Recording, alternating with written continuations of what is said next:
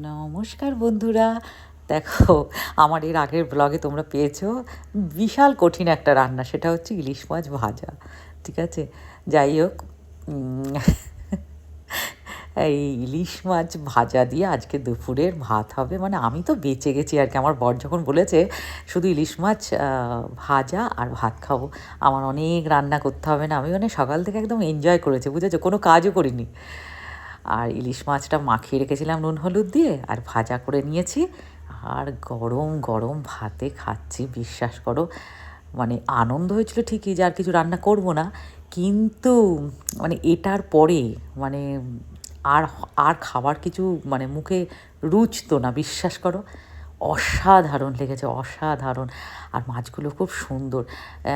আমি যেখান থেকে আনি সেখান থেকে তো লেখা থাকে পদ্মার ইলিশ বলে, বাট লেখা থাকে, আমি বলতে পারবো না পদ্মার ইলিশ কিনা, বাংলাদেশি দোকান। ঠিক আছে। ডিমটা দেখো, খুব সত্যি বলছি টেস্টি ছিল, দারুণ। প্রতিটা জায়গায়, মানে ইন্ডিয়ার বাইরে এই সব মাছ যদি না পেতো তাহলে কোনো বাঙালি বিদেশে বাস করতো না। এটা তোমাদেরকে আমি বলে রাখলাম, মানে একদম সত্যি কথা। উফ, দারুণ খেয়েছিলাম গো, দারুণ। আর এরপরে সর্ষে ইলিশ টিলিশ রান্না করব, ভাজাটা আগে খেয়ে নিলাম। চলো টাটা, পরের ব্লগে আবার ফিরছি।